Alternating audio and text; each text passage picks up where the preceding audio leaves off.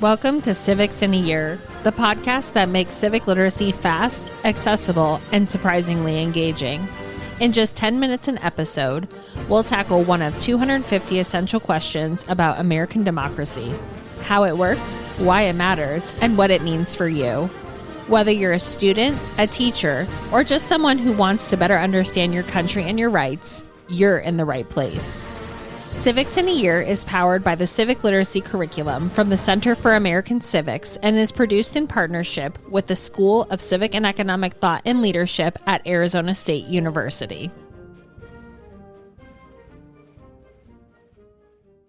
Welcome back. If you have not listened to the previous episodes on political parties, I highly suggest kind of starting from the beginning in episode 124 because we have the research librarian from Mount Vernon, we have Dr. Beinberg and Dr. Carice, and we're really kind of telling the story of political parties over time. So we have Dr. Beinberg back with us. And Dr. Beinberg, today we're talking about how parties reflected the growing divisions over slavery. And this is where we kind of see a bigger split, maybe, and the rise of some people that I think our audience might know. So how did political parties reflect the growing divisions over the institution of slavery? Right. So it's worth just starting with the discussion of what are the growing divisions over slavery. So at the time of the founding, again, remember, basically everyone regards it, as they say, as a necessary evil. They want it to go away. They expect it to go away. Some of them are just squeamish about whether they can make it go away immediately or not. So there is no explicitly pro-slavery faction. Even South Carolina and Georgia, sort of after drinks, will usually say, we recognize slavery is bad, we want it gone. That starts to shift in the 1820s and the 30s. And you get this intellectual movement. It's called the Positive Good School, again, pushed most heavily by John C. Calhoun, who I think is one of the most brilliant but evil people in American political history. And Calhoun, he's also the guy that basically, I would say, really is the father of nullification. Calhoun effectively starts saying, no, slavery is not just a necessary evil, it's a positive good, it's a more just system, it's a more efficient system, it's great for all these various reasons, it creates social hierarchies where they need to be, so on and so forth. Again, not endorsing these sentiments, I'm just telling you what Calhoun said. And so that ends up basically making the South more hardline. At the same time, Northerners over the decades are themselves becoming more skeptical of slavery, sort of inspired by the Declaration of Independence, right? The northern states are all eliminating slavery either immediately or with graduated emancipation, such that it's increasingly becoming a sectional issue, North versus South. And there are various precipitating events, and historians will disagree on sort of where's the real kind of breaking point, but I'm just going to rattle off a few of them. So at the end of the Mexican-American War, they've taken a bunch of territory from Mexico that's in the South that now looks like it's probably going to be more sympathetic to slavery. There's an effort to basically say no territory taken from Mexico can ever be slave-holding territory. It's called the Wilmot Proviso. It's by a Democrat, David Wilmot. It fails, but now people are starting to think, we had sort of the Missouri Compromise sort of détente for a while. We had one. But now people are thinking, no, it's not good enough to sort of split the difference. We need, if the Northerners are expanding, then that's going to choke us out eventually. And if the Southerners are expanding, that's going to make, so they're getting more and more, both sides, aggressive about this. You have religious inspirations that are particularly pushing abolitionists, but also a sort of pro-slavery kind of religious claim happening as well. So basically, you can pick institutions. The churches in America start splitting, right? This is the difference between the start of the Northern and the Southern Baptists. This is the Presbyterians do this, right? So slavery is dividing institutions all across the country. It's unsurprising that they would do the same to political parties. So you get an effort in 1850, the Compromise of 1850, to sort of clamp down on this. But this ends up in some ways kind of backfiring because it forces the Northerners to begin enforcing slavery. Right. So in one thing when the Northerners said, hey, states' rights means they can have slavery in the South, but we don't have to have it here. But from their perspective, the South was pushing for slavery to expand into the North.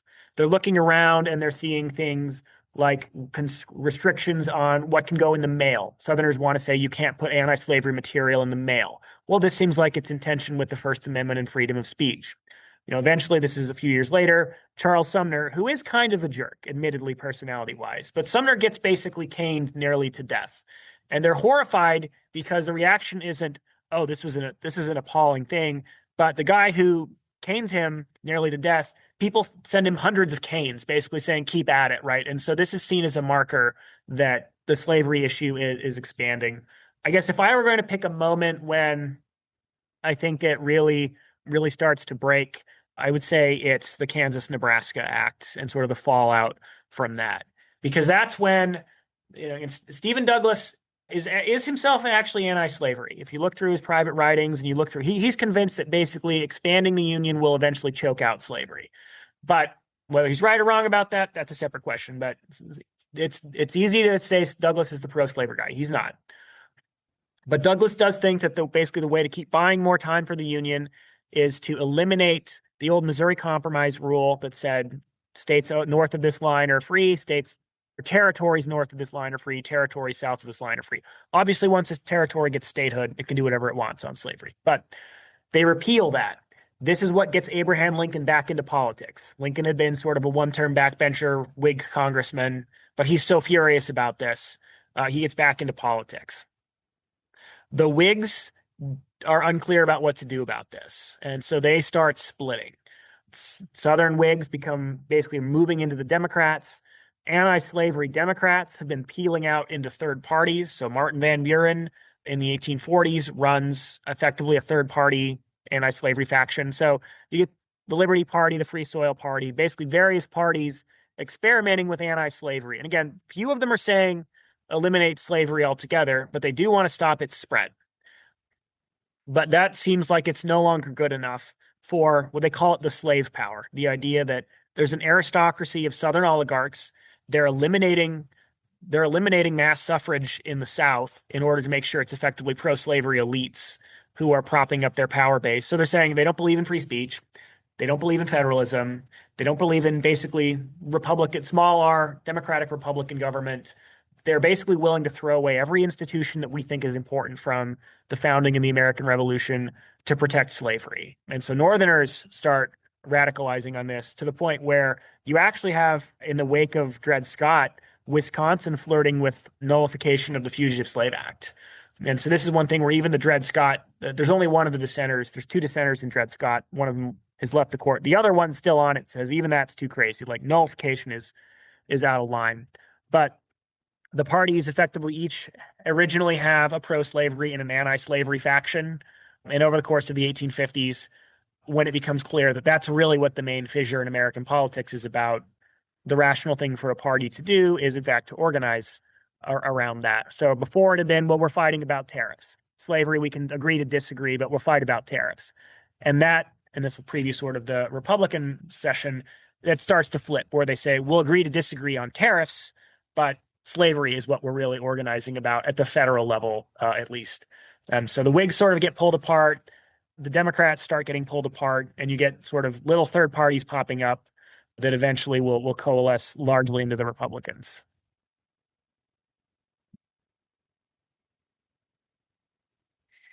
Again, this seems like a very small story, but all of these things link into this whole kind of story about political parties. So Dr. Beinberg, thank you. Thanks for joining us on another episode of Civics in a Year. If you enjoyed this episode, be sure to subscribe and share it with someone who cares about a constitutional republic as much as you do. For more episodes, resources, and updates, follow us on social media or visit us at civics.asu.edu. Make sure to check out the show notes for any relevant links. Special thanks to the United States Marine Band for their performance of the Stars and Stripes Forever. Let's keep building a stronger constitutional republic, one episode at a time.